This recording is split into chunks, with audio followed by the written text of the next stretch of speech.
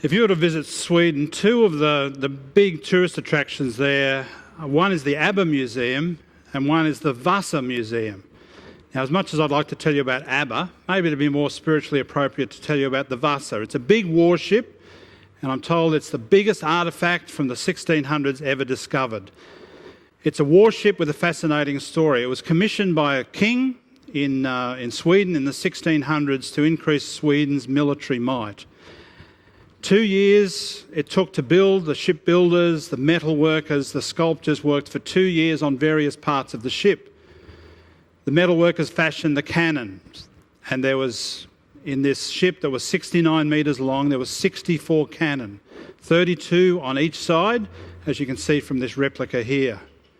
As was the custom of warships at the time, it was also decorated by these amazing sculptures, and with the dies that they've discovered, they've done a recreation that you see here of the different types of sculptures on it.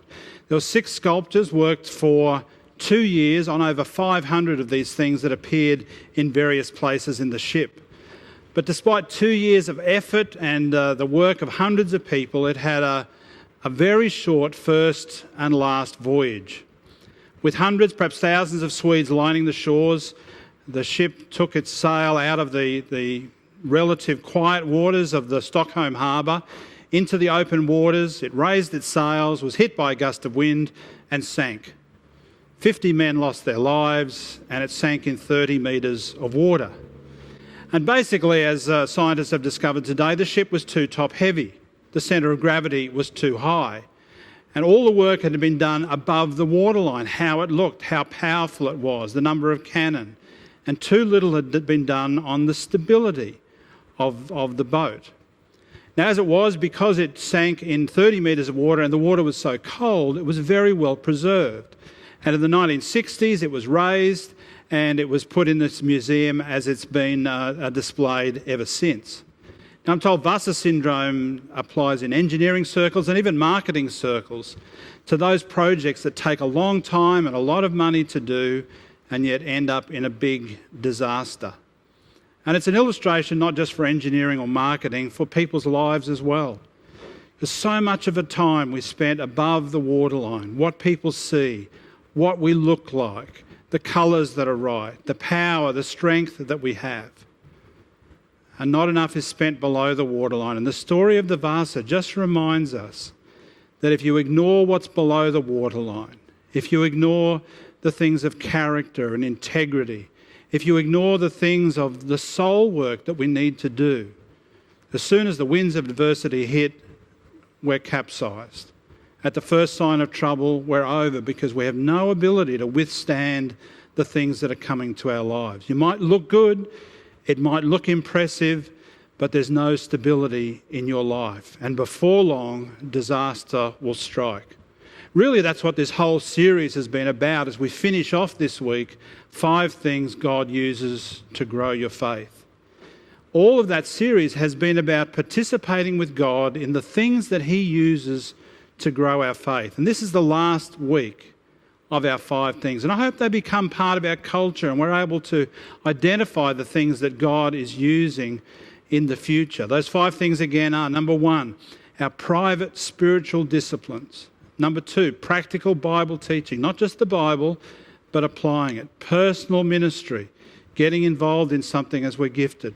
Providential relationships, the people that God brings into our path, the Pauls, the Barnabases and the Timothys, and pivotal circumstances. Now, these last 2 are a little bit different because in one sense, we can't control what happens there, but there's a connection between our circumstances and our faith. And unfortunately, some people do use circumstances as a way to go away from God, but there is a way, an attitude that we can have that makes sure it's something that God does use to develop our faith. And it's pivotal because literally people pivot on the circumstances. Sometimes things happen and they literally go a different direction. There's 2 sorts of circumstances I want to talk about, things that we can control and the things we can't. So let's look at the things we can't control. As I said, there's an undeniable link. When you talk to people who have a strong faith, there's often an undeniable link between their faith and the things that have happened to them in their lives. And often God uses those things, he brings them along to develop our faith. In our readings from James, it says, "Dear brothers and sisters, whenever trouble comes your way, let it be an opportunity for joy. For when your faith is tested, your endurance has a chance to grow. So let it grow. When your endurance is fully developed, you'll be strong in character and ready for anything." When Bonnie did her readings in that, she said that that word for joy can mean lightness. And sometimes there's a heaviness when we have our circumstances there because we're just so overwhelmed by it. But instead, James says the attitude should be that we should use it as an opportunity to grow. And it's not accidental that in the middle of tough situations, things that we can't control, sometimes things happen to our faith. I say that circumstances are like manure. We don't want to go through it, but it makes great fertiliser. You know, we don't want to go through it. It's not pleasant. We wouldn't choose it if we had our way, but sometimes God can't bring growth any other way. Because sometimes it's in those circumstances that God gets our attention, to build our faith, to strengthen our resolve. C.S. Lewis, in his writing The Problem of Pain, says this: "God whispers to us in our pleasures, speaks in our conscience, but shouts in our pains. It is his megaphone to rouse a deaf world." And why is that? It's because in the good times, no one gets full of angst and says, "Oh, why am I going through such good times? Why have I been born into such a family?" No one asks the big questions of life when things are going well. But when things aren't going well, that's when we're tempted to ask the tough questions. We do the self-examination. We ask God and we listen only when those hard times comes. It's not accidental. It's not just coincidental. We could say it's providential, but God uses them and turns our life around and turns us in a different direction. Now, that doesn't mean that everyone who goes through that, even strong people, don't struggle with why they are going through it. In Jesus' day, John the Baptist was the forerunner for him, but he was put in jail with some things that he said, and he really struggled, had a crisis of faith. It says when John heard in prison what Christ was doing, he sent his disciples to ask him, "Are you the one who was to come, or should we expect someone else?" See, John was just struggling with what was happening to him. Why did these things happen?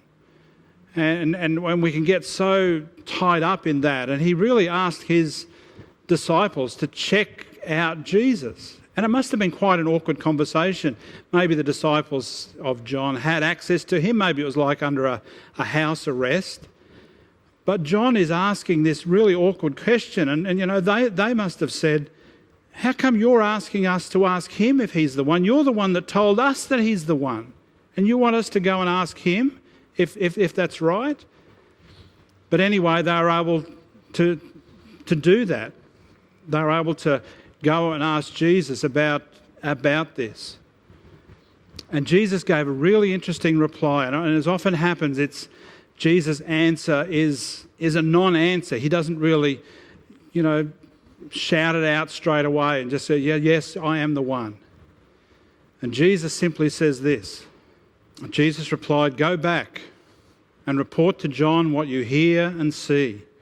The blind receive sight, the lame walk, those who have leprosy are cured, the deaf hear, the dead are raised, and the good news is preached to the poor. Blessed is the man who does not fall away on account of me." So they go and ask that of Jesus, and he just says, "John, tell John to look around. Tell John to see what's happening. The good news is being preached, people are being healed. That's what God is doing in the world. We don't always get an answer to our immediate situation.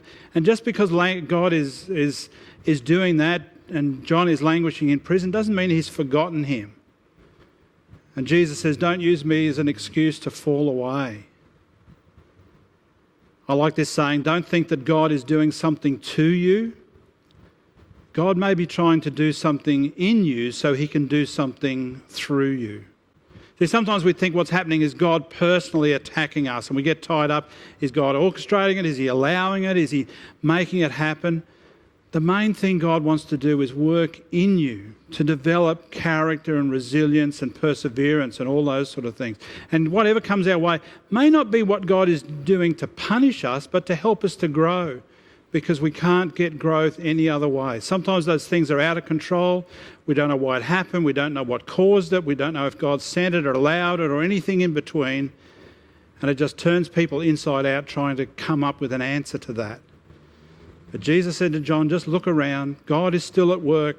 I'm still with you in this. It may not be happening to you like you thought, but God is still at work in this world, and you don't know the whole plan. And this is a powerful, powerful principle if we get this right, and this attitude that we have to hard times if we get it right. Paul says in the book of Corinthians, all praise to the God and Father of our Master Jesus the Messiah, Father of all mercy, God of all healing counsel. He comes alongside us when we go through hard times, and before you know it, he brings us alongside someone else who is going through hard times so that we can be there for that person just like God was there for us. So what Paul is saying there is when we go through hard times, he doesn't stop it. God doesn't remove it. He doesn't stop it from happening. He just comes alongside us. He is with us. He cares for us. He comforts us in that, just to let us know that he is going to go through those things with us. He doesn't stop it. But that's not all. He not only comes alongside us, he brings us alongside someone else. I don't know if you've ever noticed that in your life. But sometimes God will bring those people, some circumstance, some issue you've been through, and God will automatically bring those people to you. I've had back issues some of my life, and I know that look that people have in pain. I know that look that people tend to get, and they just get to a certain point and they can't move too well. And God will tend to bring those people because you have a sensitivity to what you have gone through in your particular thing. And it says one more thing, that you can be there for that person like God was there for you. God came alongside you, you can come alongside them.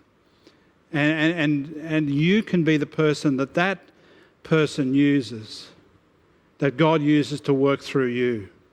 And it will be a growth exercise. And that's how these are related. That's the providential relationships that God brings people together. All these 5 things are connected. So there's some circumstances we can't control, but there are some that we can control. And the choices that we make, often quite naturally, we choose what's easiest. We don't always choose what's the most difficult or the most complex. Often we choose the path of least resistance. And we've often assumed that the things that we choose, if we choose low stress or no stress, we will be better in life or we will perform better. But that's not always the case. There was an article in the Harvard Business Review that looked at that issue. And there was a couple of people, Yerkes-Dodgson law of stress, and it's that graph that you can see there. And even though at high levels of stress there's low productivity, there's also in the middle, there is an ideal section where we perform at our best. But on the low end, if there is no stress whatsoever, there's also no performance. If we always choose the easy way, if we always choose the path of least resistance, it's not good. Like it says in the Bible of Moses, in the great chapter of faith. By faith, Moses, when he had grown up, refused to be known as the son of Pharaoh's daughter. He chose to be mistreated along with the people of God rather than to enjoy the pleasures of sin for a short time. He regarded disgrace for the sake of Christ as greater value than the treasures of Egypt because he was looking ahead to his reward. See, Moses could have been the Prince of Egypt. He was a Jewish person adopted into the royal family in Egypt. But as he grew up, he saw his fellow Israelites being mistreated, and he chose to relate to them instead of enjoy the pleasures of Egypt, whatever that looked like. And that choice made his circumstances incredibly hard. But it was the right choice because he's mentioned as a hero of faith. He's able to look forward and look beyond whatever the pleasures would have been because he knew there was an eternal reward waiting for him. The choice to please God now, even though it would be hard and the circumstances would be difficult, proved to be a faith growing opportunity that God used in that time. And if we always choose the easy option, the easy way, the path of least resistance, it's not good for us. Jesus said you can enter God's kingdom only through the narrow gate. The highway to hell is broad and its gate is wide for many who choose the easy way. But the gateway to life is small, the road is narrow, and only a few ever find it. So we're called upon as people to walk the narrow path, the straight path, the difficult path, which is the only way to life, because it's the wide path that's easy. The circumstances aren't as hard, but it doesn't build our faith, and we must grow in Christ's footsteps. And that means we will choose what is not always easy, but sometimes what is very hard. So whether the circumstances choose you or you choose the circumstances, allow it to be a thing that God uses to grow your faith. I came across a really interesting book just recently called Do Hard Things by Alex and Brett Harris. And one of the things that struck me about it was it had a foreword written by Chuck Norris. And all the tough, how tough is Chuck Norris jokes. Chuck Norris is so tough, he built the hospital he was born in. He's so tough. He's so tough, a snake bit him once and the snake had to have anti-Chuck Norris injections, otherwise he'd die. Chuck Norris is so tough, they tried to build a fifth head of his in Mount Rushmore, but the granite was too soft for his beard. So anyway, these guys in the book talk about doing hard things. They say things like this: do things outside of your comfort zone. Do things that go beyond what is expected or required. Do things that are too big to accomplish alone. Do things that don't earn an immediate payoff. Do things that go against the grain of the cultural norm. And this idea of choosing what is right instead of what is easy, even if it leads to difficult circumstances, it is fundamental in this idea that God will build our faith in these circumstances, whether it's our choice or not. Now, as I said, because we're finishing up the series, I would love it to be the sort of cultural thing that we can talk about and we recognise. And all of those things that are interconnected. Sometimes we go through the difficult circumstances, but it's the providential relationships that help us cope with that, because there's a friend that comes alongside us and can give us perspective. We also get a biblical perspective as we look at practical Bible teaching, and we get God's perspective on the tough times that we go through, and we don't have an irrational perspective or a non-biblical perspective on that.